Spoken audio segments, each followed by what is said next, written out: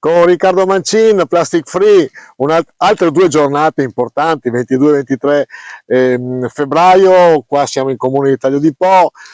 facciamo vedere sull'argine, quindi c'è questa brutta abitudine di portare immondizia sull'argine, però qua stiamo parlando di cose impressionanti. È record, purtroppo?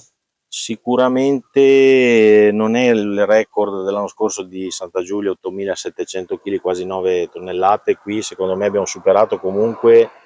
il monte dello scorso anno che era di 6.100, secondo me qualcosina in più quest'anno. Ecco, in quanti eravate in questi 2 giorni? Eravamo 130 distribuiti nel weekend con larga rappresentanza ospite, quindi arrivavano da un po' tutte le regioni, sono arrivati anche da Monza, dalla Lombardia, dal Treviso, dal Trentino, insomma dall'Emilia Romagna, a testimonianza che la gente ci tiene, cioè proprio quello che deve passare è che anche se non è il loro rifiuto, un rifiuto nella loro terra, però è un rifiuto che sta inquinando il pianeta e quindi è l'unico che abbiamo, dobbiamo difenderlo. Ecco, Plastic Free sta diventando sempre di più uno tsunami, si sta aggiungendo sempre più gente.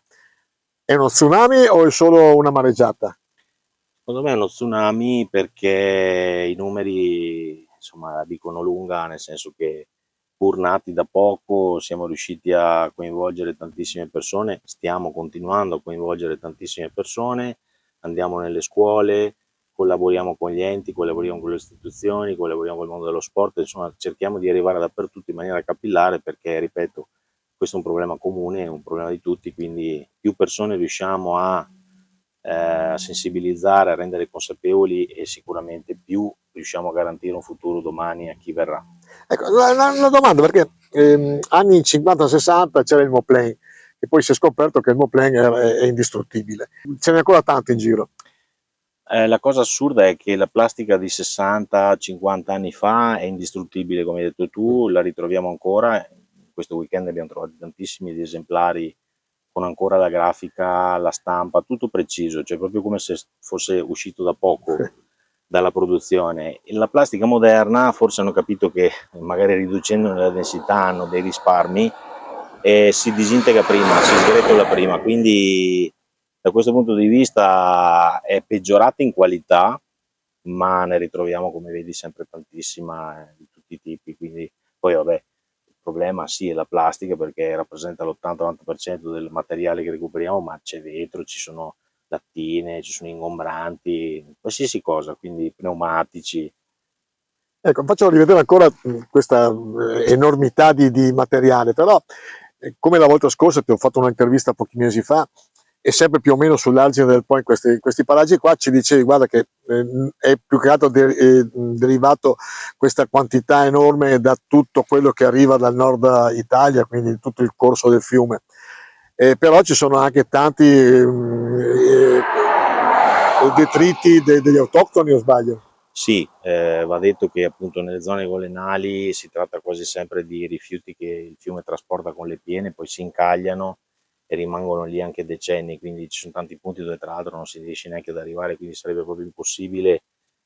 toglierli, però c'è un problema degli ecoreati, cioè in Polesine siamo devastati, sono zone anche qui nel delta, soprattutto nel delta, dove ci sono abbandoni seriali, cioè si continua, noi andiamo a recuperare, puliamo e dopo qualche settimana è già tutto come prima. Ecco perché secondo me da questo punto di vista le istituzioni devono fare di più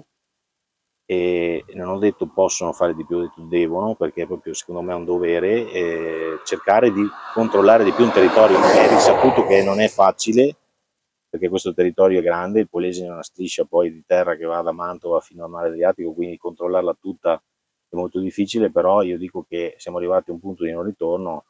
non lo dico solo io, lo dicono tutti i volontari, tutti coloro che hanno a che fare con questo problema, ma anche amministrazioni, so che sono su piedi di guerra perché sono fenomeni che vanno stroncati, poi diventano anche ingestibili con gli sfalci, quindi con le manutenzioni arginali che riducono a brandelli il tutto e quindi diventa anche poi tra l'altro irrecuperabile. Ecco, anche questa è una domanda che ti ho fatto anche la volta scorsa. Non trovi un po' di frustrazione sei venuto qua l'anno scorso, mi sembra, vero? Quindi avete fatto un'altra raccolta miracolosa più o meno di questa quantità. Ci ritorni dopo un anno, non è cambiato niente. Frustrato? No, ti dirò, io non sono demotivato perché poi alla fine quello che mi dà la forza è vedere le facce felici delle persone che pur stanchi hanno magari realizzato quello che era un obiettivo, che era di dare una mano per la causa,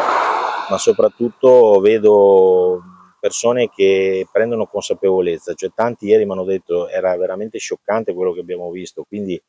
tornano con una presa di posizione di coscienza sul problema che è fondamentale secondo me, quindi sono azioni che alla lunga qualcuno magari può dire